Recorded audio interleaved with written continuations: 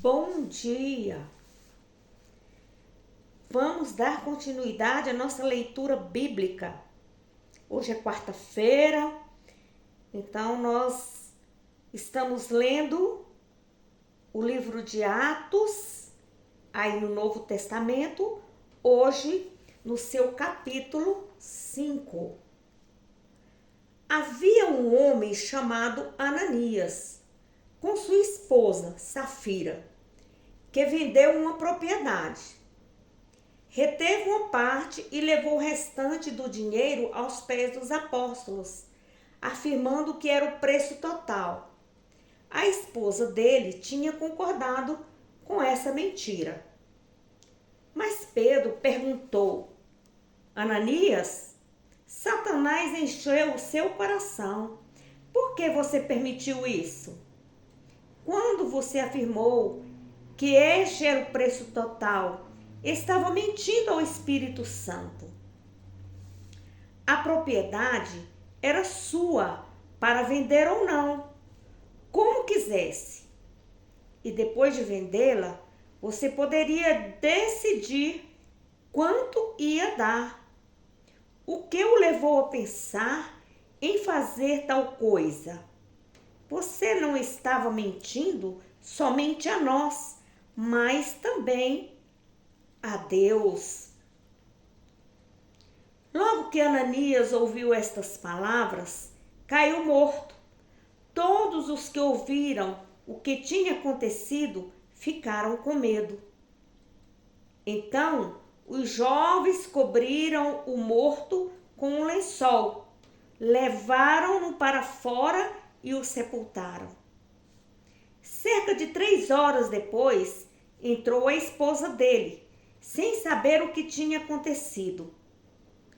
Pedro perguntou-lhe: Diga-me, vocês venderam aquela terra por este preço? Sim, respondeu ela, vendemos. Então Pedro disse: Como é que você e seu marido puderam até mesmo pensar em fazer essas coisas? Conspirar contra o Espírito do Senhor? Veja, do lado de fora daquela porta estão os jovens que sepultaram seu marido. Eles vão levar você também. Imediatamente ela caiu morta no chão. Os jovens entraram e, ao ver que Safira havia morrido, carregaram o corpo para fora e a sepultaram ao lado do marido. Um profundo temor se apoderou de toda a igreja e de todos os outros que souberam o que tinha acontecido. Nós podemos observar que, a fim de obterem prestígio e reconhecimento, Ananias e Safira mentiram diante da igreja a respeito das suas contribuições. Então Deus considerou isso um delito muito grave. Essas mentiras contra o Espírito Santo.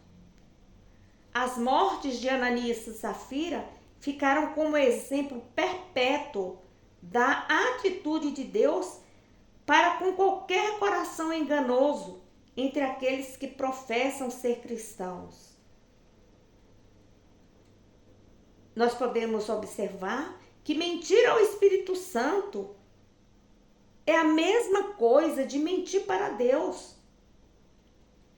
Logo, o Espírito Santo também é Deus. Devemos ter muito cuidado com isso. Você pode mentir para o homem, mas você jamais irá mentir ou enganar a Deus. Então, a raiz do pecado de Ananias e Safira era seu amor ao dinheiro e elogio dos outros. Eles colocaram seu coração no dinheiro. E eles queriam o reconhecimento das outras pessoas. Então, eles tentaram o Espírito Santo.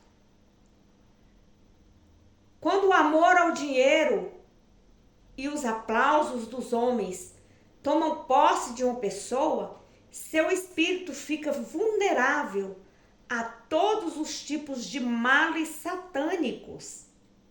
Ninguém pode estar cheio do amor ao dinheiro e, ao mesmo tempo, amar e servir a Deus. Naquela época, eles distribuíam os seus bens em comuns, mas o Senhor não os obrigava, eles faziam por vontade própria, entregavam os apóstolos. E hoje, você vê isso também no nosso meio, no meio cristão. A pessoa promete uma coisa ao Senhor e não cumpre por causa do amor ao dinheiro. Ele promete para que toda a igreja veja. E devemos ter cuidado também aos que se dizem apóstolos, pastores, aonde entram na casa dos irmãos para praticamente roubar e tirar o que é do irmão. Conheço alguns e convivi com alguns que as irmãzinhas recebiam seu saláriozinho de aposentado e os pastores iam na casa, quando a irmã não ia na igreja, ia lá buscar o dízimo, cobrar. O Senhor não se agrada disso também.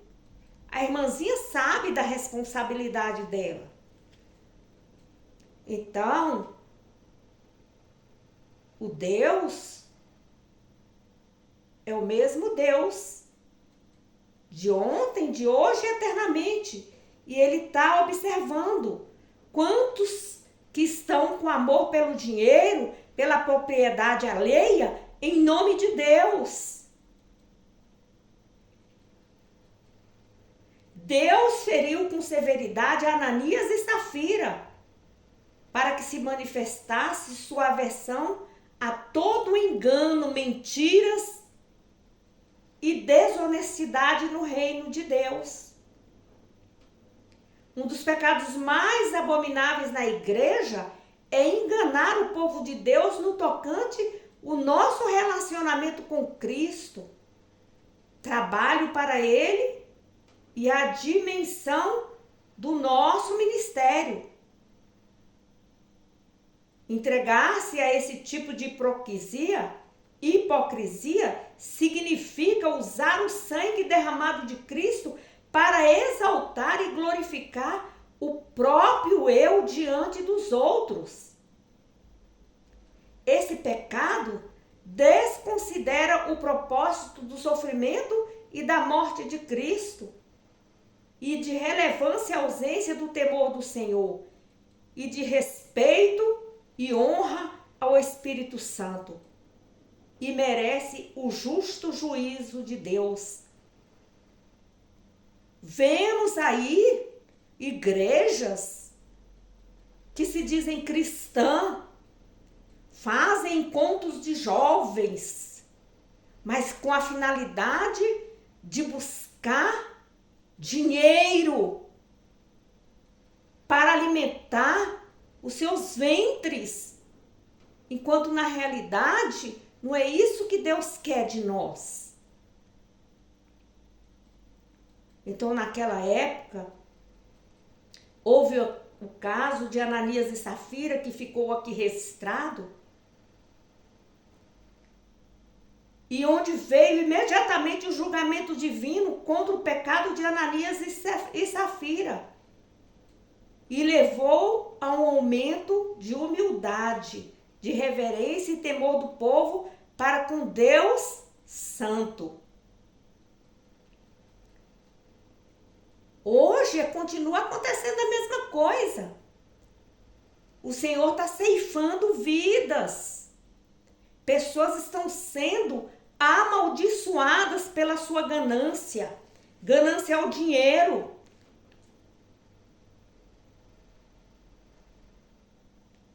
Sem o devido temor de Deus, Santo e da sua ira contra o pecado, o povo de Deus voltará em pouco tempo aos caminhos ímpios do mundo e cessará de experimentar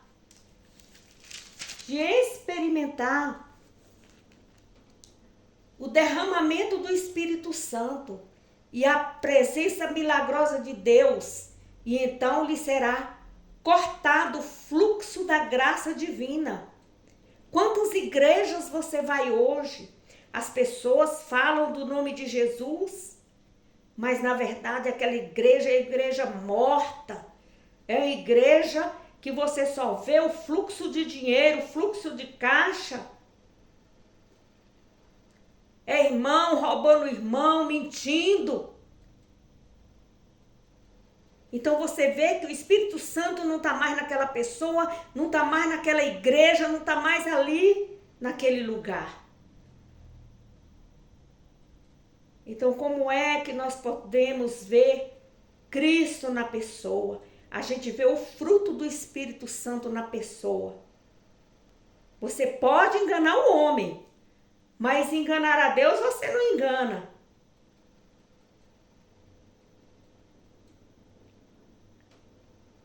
O elemento essencial da fé neotestamentária do cristianismo bíblico hoje em dia é o temor ao Senhor. Então você observa que muitos já perderam o temor do Senhor. Muitos já deixaram de temer a Deus e estão fazendo a obra de Deus relaxadamente. Mas eles irão receber a justiça de Deus.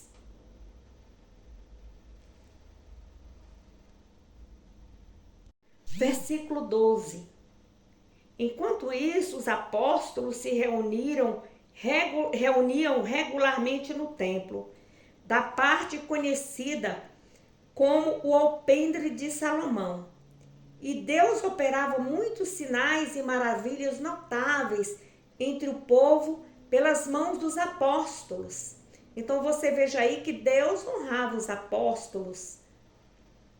Entretanto, os de fora não tinham coragem de ajuntar-se a eles, mas todos tinham para com eles a maior consideração. E o número de crentes era cada vez maior. Tanto homens quanto mulheres criam no Senhor, e o grupo crescia cada vez mais. Traziam gente doente em camas e macas para as ruas, a fim de que pelo menos a sombra de Pedro cobrisse algum deles enquanto o apóstolo passava. E das cidades vizinhas de Jerusalém vinham multidões trazendo seus doentes e aqueles que eram atormentados pelos espíritos imundos, e cada um deles era curado. O sumo sacerdote e todos os que estavam com ele, membros do partido dos saduceus, reagiram com inveja e prenderam os apóstolos, pondo todos numa prisão pública. Porém, um anjo do Senhor veio de noite, abriu os portões da prisão e levou os apóstolos para fora, dizendo: vão para o templo e anunciem ao povo toda a mensagem do Evangelho. Aleluia, glória. Então podemos observar que os apóstolos, eles fizeram aquilo que o seu Senhor fazia.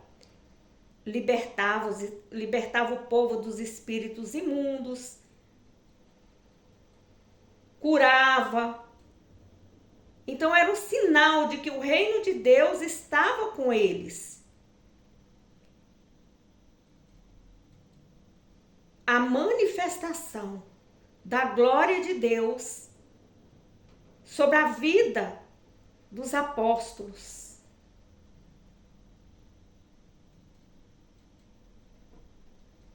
Glória a Deus, aleluia.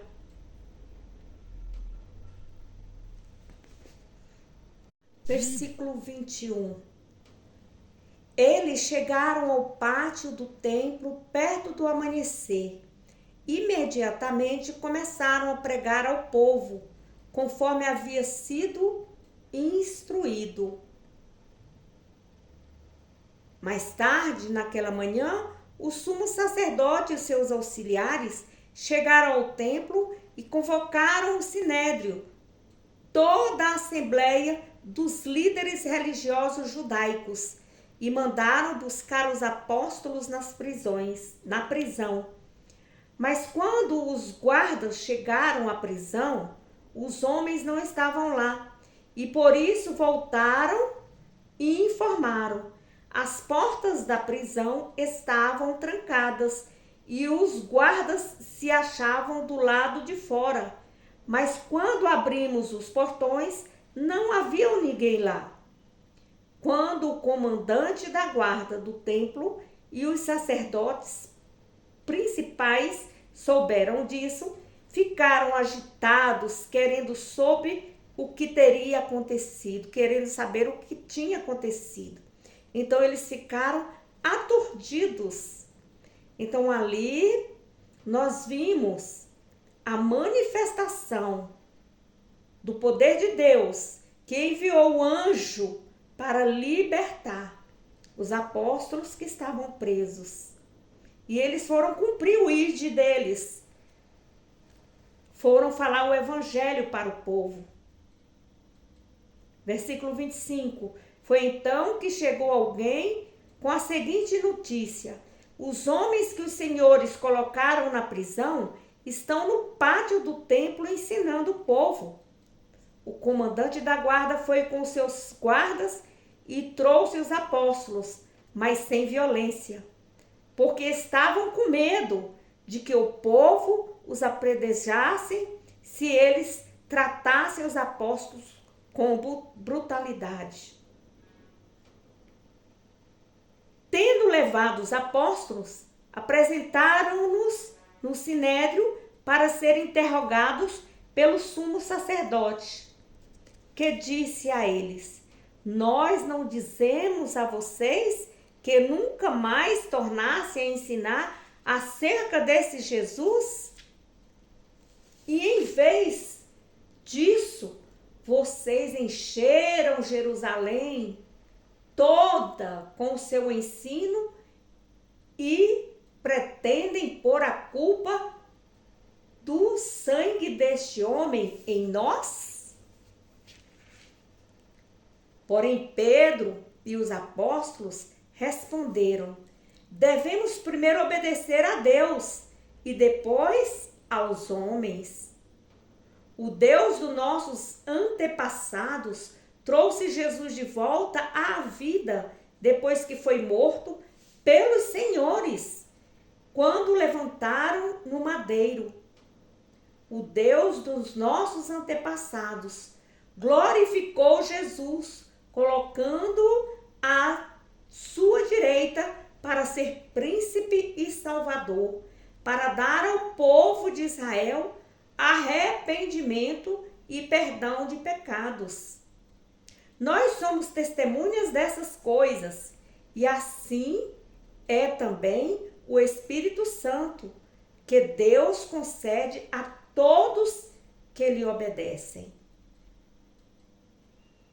Com isso, os líderes religiosos ficaram furiosos e decidiram matá-los. Mas um dos seus membros, um fariseu chamado Gamaliel, mestre da lei e muito estimado entre o povo, levantou-se no sinédrio e pediu que os apóstolos fossem retirados por um momento, enquanto ele falava. Depois dirigiu-se aos colegas, dizendo: homens de Israel, cuidado com o que vocês estão planejando fazer com estes homens. Há algum tempo apareceu um certo Teudas, que tinha a pretensão de ser alguém importante. Cerca de outros 400 se juntaram a ele, porém foi morto, e os seus seguidores foram dispersos sem prejuízo para ninguém. Depois dele, na época do recenseamento, surgiu Judas, da Galileia. Esse arrastou consigo algumas pessoas como discípulos, porém ele também morreu, e os seus seguidores se espalharam. Portanto, a minha opinião é esta: deixe esses homens em paz e solte-nos. Se o que eles ensinam e realizam é de origem puramente humana, isso logo será desfeito. Porém, se é de Deus, vocês não serão capazes de impedi-los, e não é bom que aconteça que vocês acabem lutando contra Deus. Sabe as palavras, né, de Gamaliel. Ele tinha o temor de Deus em seu coração. Ele era um homem sábio. Então, o mais importante é obedecer a Deus.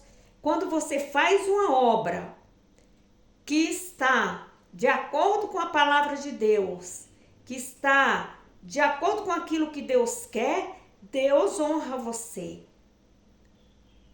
Então, aqueles que obedecem a Deus são honrados. Mas se for agir de acordo com a força do seu braço, tudo cai por terra. Então, aqueles homens estavam obedecendo a Deus verdadeiramente, em busca de uma verdadeira justiça do reino dos céus. E aqueles homens estavam agindo falsamente. Foram eles que mataram Jesus e levaram Jesus para o madeiro.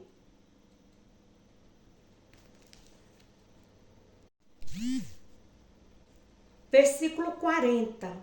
Eles aceitaram o conselho de Gamaliel, chamaram os apóstolos, mandaram açoitá-los e depois disseram a eles que não mais falassem o nome de Jesus, e finalmente os deixaram sair em liberdade. Os apóstolos deixaram o sinédrio sentindo alegria, porque Deus os tinha achado dignos de serem humilhados por amor ao seu nome, ao nome do Senhor Jesus Cristo. E todos os dias no templo e de casa em casa continuavam a ensinar e a pregar que Jesus é o Cristo. Glória a Deus. Então podemos observar aí, após o Pentecoste, houve a plenitude do Espírito Santo.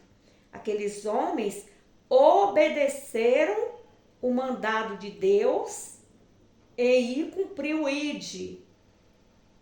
E eles iam todos os dias no templo e de casa em casa continuavam a ensinar e a pregar que Jesus é o Cristo. Glória a Deus. Aleluia.